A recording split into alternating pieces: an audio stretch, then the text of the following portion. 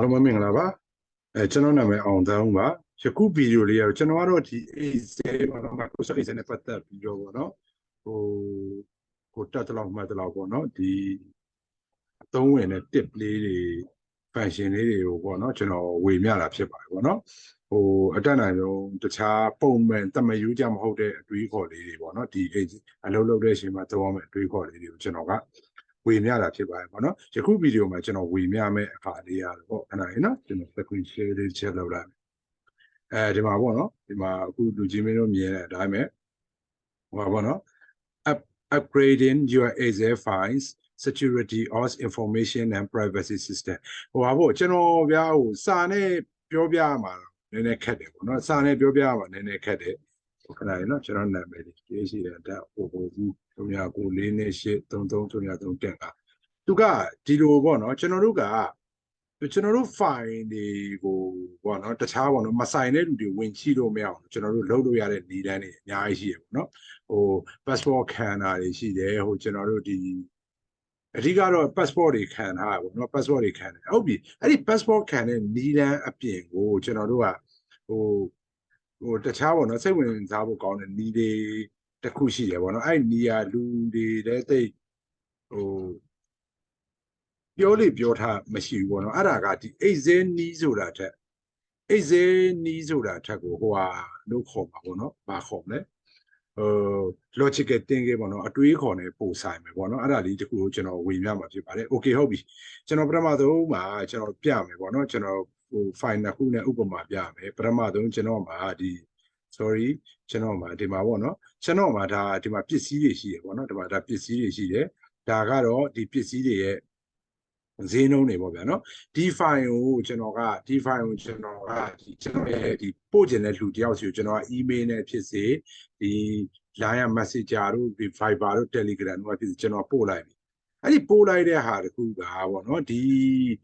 ဒါအရေးကြီးတဲ့အချက်လက်လို့ပဲထားပါတော့เนาะဒါတွေကတော့တာမန်ပစ္စည်းတွေစိန်ရွှေငွေတွေပါတယ်ကိုရေးကိုတာဈေးနှုန်းတွေပေါ့เนาะအဲ့တော့ကျွန်တော်တို့ပို့ကျင်တဲ့လူကိုပို့မှာပေါ့เนาะအဲ့မှာမဆိုင်တဲ့လူကကြားထဲမှာ hack ပြီးတော့ဖြစ်စေfile ယူဝါရင်တောင်မှသူက passport တွေပါတယ်ခံတာလေ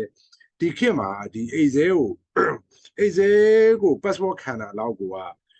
ကျွန်တော်တို့ကကြော်ဖွင့်လို့ရတယ်เนาะ Excel ကို passport ခံတာလောက်နဲ့မလုံတော့ဘူးအဲ့တော့အရေးကြီးတဲ့ file တစ် file ကကိုပို့စီခြင်းကိုပို့လိုက်တဲ့လူလက်ထဲရောက်သွားမှတာလေသူပဲအခုဒီဈေးနှုန်းတွေပေါ့နော်ဒီဈေးနှုန်းတွေကိုသူပဲသိလို့ရပြီးတော့ကျန်တဲ့တခြားလူတွေကမြင်လိုက်ဟာဘာတွေတုံးဖဆိုပြီးတော့ဖြစ်သွားအောင်လို့ဒီဇာတ်တွေကိုကျွန်တော်တို့ကပြောင်းထားမှာပေါ့နော်ပြောင်းထားပြီးရင်ကုတ်တစ်ခုနဲ့ပြောင်းထားမယ်ပေါ့နော်ဒီဈေးနှုန်းတွေကိုကုတ်တစ်ခုနဲ့ပြောင်းလိုက်သူ့စီရောက်မှသူ့ကိုရော့ဒီကုတ်နဲ့ဒီလိုဖြီလိုက်လို့ပြီးသူ့ကိုပြောလိုက်တဲ့အချိန်မှာသူကဖြီလိုက်ရင်ဒီဈေးနှုန်းမှကိုသိမှာပေါ့နော်အဲ့ဒါဆိုရင်ကျွန်တော်တို့က passport ကိုသူများကြော်ဝင်လည်းမသိတော့ဘူးเนาะ okay အဲ့ဒါကိုကျွန်တော်ဘယ်လိုလုပ်လဲဆိုတော့ကျွန်တော်ပြမယ်ကျွန်တော်ဒီမှာဆိုရင်ဒီ sheet လေးထဲမှာဆိုဒီမှာစာရေးထားရှိတယ်ဒီမှာဟာတွေလောက်ထားရှိရပေါ့နော်ကိန်းဂဏန်းတွေပါတယ်ရှိရပေါ့နော်ဒါဈေးနှုန်းတွေ purchase price sale price ဆိုတာရောင်းဝယ်ဈေးနဲ့ရောင်းဈေးပေါ့နော် okay အဲ့ထဲမှာကျွန်တော်တို့ကဒီလိုဒီမှာပေါ့နော်ကျွန်တော်တို့ကကုတ်တစ်ခုတတ်မှတ်မယ်ကုတ်တစ်ခုဆိုတာကျွန်တော်ဓာတ်တမဂိမ်းနေပါဖြစ်ပို့ကောင်းတယ်ပေါ့နော်ဥပမာကျွန်တော်ကဗျာဥပမာ38ဓာတ်တမ4.9ပေါ့နော်ဒီ38.4.9ဆိုတာတော့ကိုမှတ်ထားမှရပါပေါ့နော်အဲ့ဒါကျွန်တော်နောက်ကြရင်ကျွန်တော်ပြောပြမယ်โอเค38.4.9ဆိုတာကိုကျွန်တော်တို့ကတစ်ချက်ဒီမှာရေးထားလိုက်မယ်ပေါ့နော်โอเคဟုတ်ပြီပြီးရင်ကျွန်တော်တို့က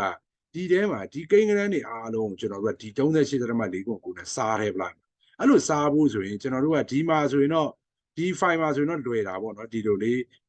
ဒီကောင်လေးတွေကိုဒီကိန်းဂဏန်းကို select မှတ်လို့လွယ်တယ်ပေါ့နော်ဒါပေမဲ့တချို့စည်ရင်းစရာတွေကြတော့စာတွေရောကိန်းဂဏန်းတွေကိုအဲ့ဒီကိန်းဂဏန်းတွေကိုကြီးတက်ကွက်ကြော် select မှတ်ဖို့ဆိုရင်မလွယ်ဘူးကျွန်တော်နောက်တစ် file ကျရင်ကျွန်တော်ပြမယ်အဲ့ကျရင်ကျွန်တော်ဘယ်လိုသုံးလဲဆိုတော့ကျွန်တော်အရင်ဆုံးပြမယ်နော်အရင်ဆုံးကျွန်တော်ကဒီကောင်လေးကိုကျွန်တော် copy ကူးလိုက်ပြီ copy ကူးပြီး control G ကိုနှိပ်လိုက်တယ်အဲ့ဆို go to ဆိုတဲ့ box လေးပေါ်တယ်ပေါ့နော်အဲ့ဒါကို G မနှိပ်ရင်လည်းကျွန်တော်တို့ကဒီ home ထဲကနေမှဒီပါပေါ့နော်ဒီတွေက find and ဘာညာဆိုတဲ့ဒီ find and select ဆိုတဲ့တဲမှာဒီ go to ကိုသွားလို့ရတယ် okay ကျွန်တော်တို့ကသွားမယ် special ပေါ့နော်ဘယ်ကိုသွားမလဲဆိုဒီမှာ constant လို့ရွေးလိုက်မယ်ပေါ့နော် constant ရွေးပြီးဒီတွေက test ရဲ့ logic ရဲ့ error ရဲ့ကိုကျွန်တော်တို့ကလောက်လိုက်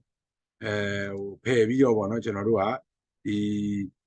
okay နှိပ်လိုက်ပေါ့နော်အဲ့ဒါ number တခုပဲကြည့်ရမယ်သူကဒီရှိထဲမှာရှိတယ်များ number တွေကို select ပေးမှာ sorry ဒီ ဒီကောင်မပါသေးခြင်းပေါ့နော်ဒီကျွန်တော်တို့ရေးထားတဲ့ကောင်မပါသေးခြင်းဟုတ်ပြီအဲ့ဒါကိုတခြားရှိမှရေးထားမယ်ခဏလေးနော်389 .58ရတယ်ကျွန်တော်တို့အဓိကကျွန်တော်မှန်းမိဖို့ပဲလောလောဆယ်တော့ကျွန်တော်အရန်ဖြစ်တဲ့အတွက်တကယ်ဆိုရင်လူကြီးမင်းတို့ကကိုယ့်ရဲ့ဟို note ကလေးထဲမှာမှတ်ထားလိုက်ပေါ့နော်ဒီဂိမ်းကနဓာတ်မပါတယ်ဂိမ်းကန389 .58 okay ဟုတ်ပြီကျွန်တော်တို့ကအဲ့ကောင်ကို copy အရင်ကူးထားလိုက်မယ်နော်အဲ့ဒါလေးကို copy အရင်ကူးထားလိုက်မယ်ကူးပြီးရင်ဒီထဲမှာသွားမယ်သွားပြီးရင်ခုနက control G ညသွားမယ် special ကိုသွားပြီးတော့ constant ကိုသွားမယ်ဒီကောင်လေးကိုကျွန်တော်တို့ကဖြတ်မယ်ပြီးရင်ဒီလိုလောက်လိုက်ရင်သူကဒီကိန်းကနန်းတွေကို select ပေးလိုက်ပြီအဲ့ select ပေးတဲ့ထဲမှာ right click နှိပ်မယ်right click နှိပ်ပြီးကျွန်တော်ဒီမှာ paste special ဆိုတာရှိတယ်နော် paste special တွေကိုသွားမယ်သွားပြီးရင်ကျွန်တော်တို့က divide ဆိုတဲ့ဟာကိုရွေးမယ်ဒီမှာပြောချင်တာခုနကဟာနဲ့ဒီကောင်တွေအားလုံးစားလိုက်ပါဘူးနော်အဲ့လိုစားလိုက်ပြီဆိုဒီမှာဗျဒီဟာကြီးဖြစ်သွားပြီဖြစ်သွားပြီဆိုကျွန်တော်က save လုပ်ပြီးတော့ကျွန်တော်တို့ကဒီကိုပို့ကျင်တဲ့လူကို passport ပဲခံပါပဲခံပို့လိုက်ပေါ့အဲ့မှာတကယ်လို့မြင်ပြီပေါ့နော်မြင်ပြီပဲထားပါတော့ပေါ့နော်တချို့လူတွေကမဆိုင်တဲ့လူတွေကမြင်သွားပြီပဲထားပါတော့မြင်သွားလဲဘာကြီးလဲဟာ8.9ကိုနေဟာဘာကြီးတော့ဓာတ်မကိန်းနေဆိုသူတို့ကိုဟာကိုယ့်ရဲ့ဒီအချက်လက်ကို collab လုပ်ထားတဲ့အချက်လက်တွေကိုသူတို့အသုံးချအောင်မရဘူးเนาะသူတို့ဘယ်လိုပြန်လုပ်လို့ရမလဲဒါတွေကိုသူတို့ခန့်မှန်းပြီးတော့ဒါကုတ်နေတော့ရေးထားဆိုလဲဒီဟာမှမသိရင်သူတို့ကိန်းကနန်းအမှန်ကိုမသိဘူးပေါ့နော်โอเคဟုတ်ပြီကျွန်တော်တို့ကဟိုဟာသမားနာကိုကျွန်တော်တို့ကရောက်သွားပြီပေါ့နော်ကိုပို့စီခြင်းတဲ့လူနာရောက်သွားပြီဆိုရင်သူ့ကိုက file ကကြတော့တတိုင်းပို့ပြီးတော့သူ့ကိုဖုန်းဆက်ပြီးပြောပြီးဖြစ်စေ messenger တို့ဘာတို့ကနေဖြစ်စေပေါ့နော်389.58နဲ့ပြန်ပြီးတော့ညှောက်လိုက်ပါသူတို့ခိုင်းပေါ့နော်အဲကြရင်သူလည်းခုနလိုပဲလုပ်မယ်ပေါ့နော်ဒီကောင်လေးကို copy ပြန်ကူးမယ်copy ပြန်ကူးပြီးရင်ကျွန်တော်တို့ကခုန control G နဲ့သွားမယ် special ကိုသွားမယ်ဒီမှာပေါ့နော် constant ဆိုပြီးတော့သွားမယ်သွားပြီးတော့ဒီလိုမျိုးလေးလောက်လိုက်မယ်ပေါ့နော်အဲဒါဒီကောင်လေးအားလုံး select ပေးပြီးဆိုရင်ကျွန်တော်တို့ကဒီမှာ page special တွေကိုသွားမယ်ပြီးရင်ကျွန်တော်တို့ကဒီမှာ multiply ပေါ့နော်ပြန်မြောက်မယ်ပေါ့နော်အဲဆိုရင်ဒီမှာခုနကဟိုဟာတွေအကုန်ကျွန်တော်တို့ရသွားပြီပေါ့နော်ခုနကဈေးနှုန်းမှန်တွေရောက်သွားပြီဟုတ်ပြီနောက်တစ်မျိုးမှကျွန်တော်လုပ်ပြမယ်ပေါ့နော်ဒါဆိုရင်ဒါကျွန်တော်လုပ်ထားတယ်ပေါ့နော်ဒါလေးတွေကတော့ကလေးတွေရဲ့ဥပမာကျွန်တော်ပြမယ်တရားလေးတော့တစ်ချက်ကျွန်တော်ပြောပြချင်တာဟုတ်ပါပေါ့နော်သူလှုပ်ဆောင်ချက်တွေနေနေဒီမှာပေါ့ကျွန်တော်ကအမှတ်စင်းလေးတွေတွင်းလိုက်ပြီဆိုရင်ဒီဘက်မှာအောင်စုစုပေါင်းတို့အောင်ရှုံးတို့ဂုံလူရပါတာတို့ဘာလို့ညာတို့အလိုလိုသွားပေါ့အောင်ကျွန်တော်လှုပ်ထားတဲ့ file လေးပေါ့နော်ဒါလေးတစ်ခုလည်းကျွန်တော်တစ်ခါလေး85ဆိုသူကမြန်မာစာဆိုဂုံလူရတယ်အင်္ဂလိပ်85ဆိုဂုံလူမရအောင်သင်္ချာ80ဓာတု45ယူပ88ဇီဝ90အဲဆိုရင်အမှန်ဆိုဓာတုတန်းတွက်သွားပါဘူးเนาะကျွန်တော်ဒီမှာဟိုလှုပ်ထားလို့ပြရမယ်ဟိုကျွန်တော်တို့ဟိုမှာပေါ့နော် auto sum မှာဟိုပါပေါ့နော်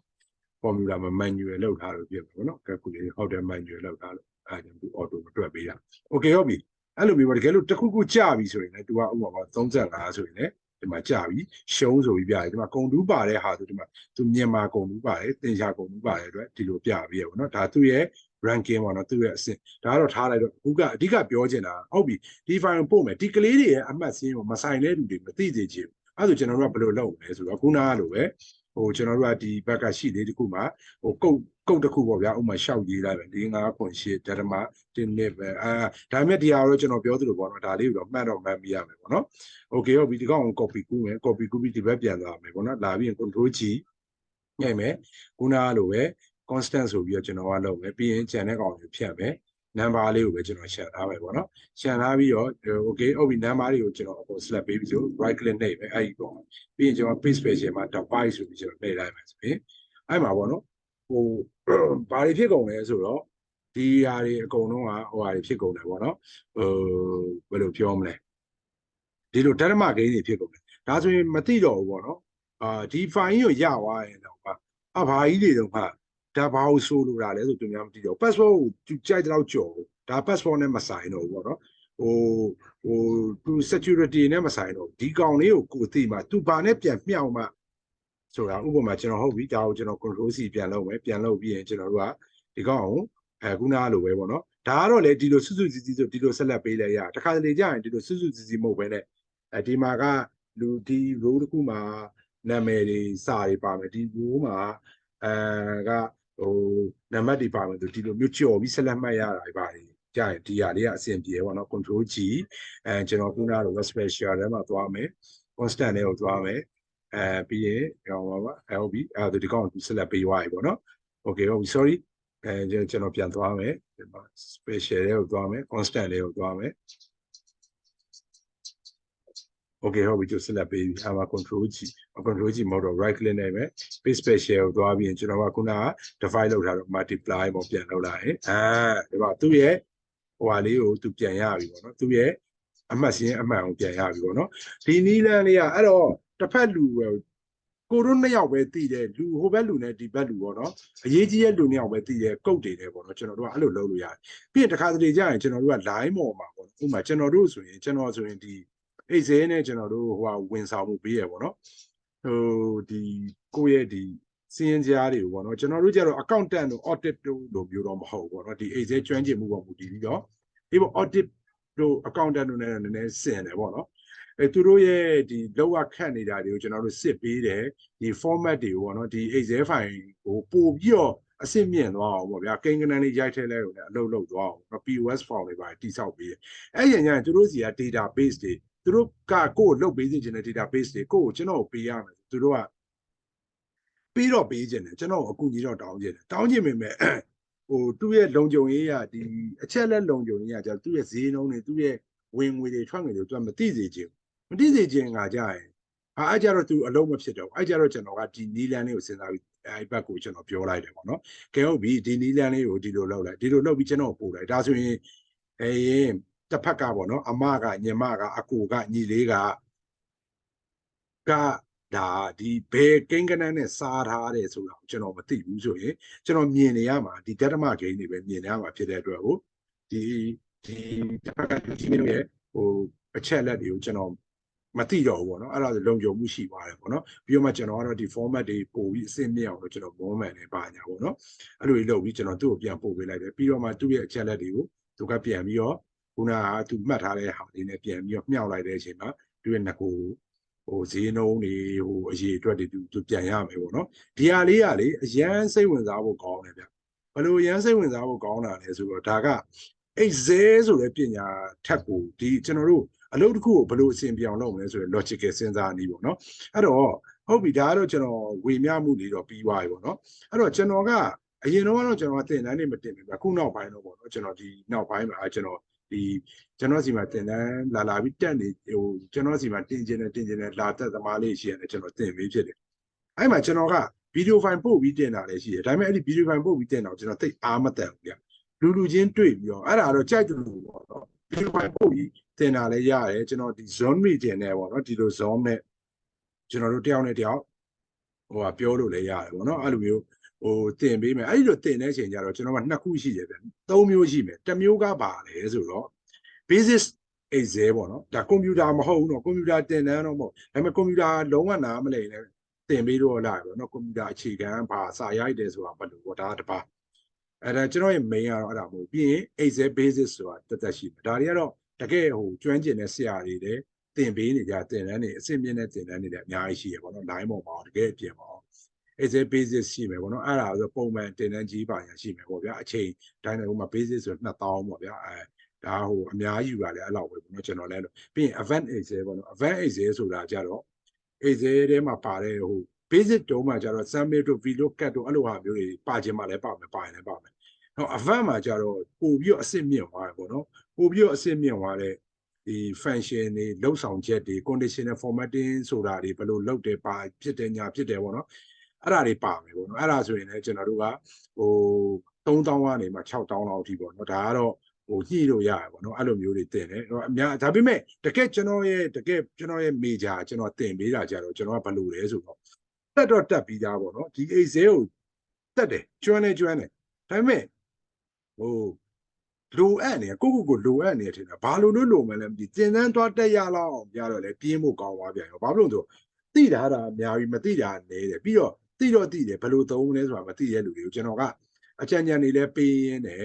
့သူတို့သိကျင်တာတွေကိုတက်ကိုကျွန်တော်ကတင်ပေးတာမျိုးအဲ့ဒါကြတော့ကျွန်တော်ကဟိုပညာကြီးကိုဘယ်လိုယူလဲဆိုကျွန်တော်ပေးရတဲ့အချိန်ပေါ်မှာပေးရမယ့်အချိန်ပေါ်မှာမူတည်ပြီးကျွန်တော်တို့ချင်းညှိပြီးတော့ကျွန်တော်ယူလို့ရတယ်ပေါ့နော်ဒါတော့ပေါ့ပါပေါ့နော်နောက်ပြီးရင်ကျွန်တော်ကဒီတချို့ POS format ကလေးတွေကျွန်တော် ဖန်တီးတယ်ပေါ့နော်ဖန်တီးပြီးတော့ကျွန်တော်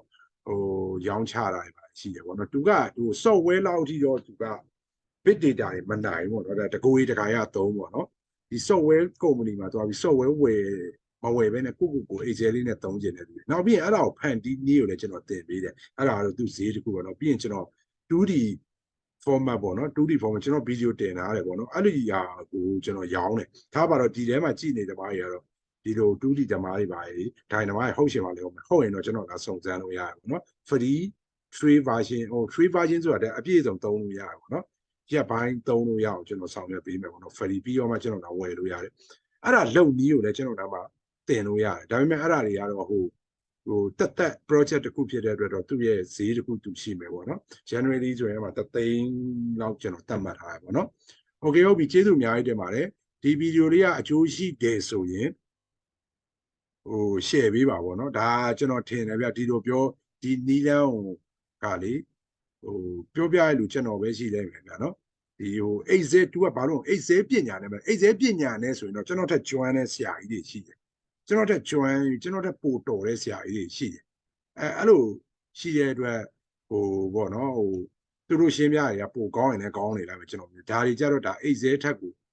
ဟုတ်ပြီဒီလိုဖြစ်ရင်ငါဘယ်လိုဖြေရှင်းမလဲဆိုတဲ့ဟာလေးကိုကျွန်တော်ဝေမျှတာဖြစ်ပါတယ်ဟုတ်ကဲ့ကျေးဇူးအများကြီးတင်ပါတယ်အားလုံးကျေးဇူးတင်ပါတယ်ပေါ့နော် stop recording ကို stop လုပ်လိုက်ပဲ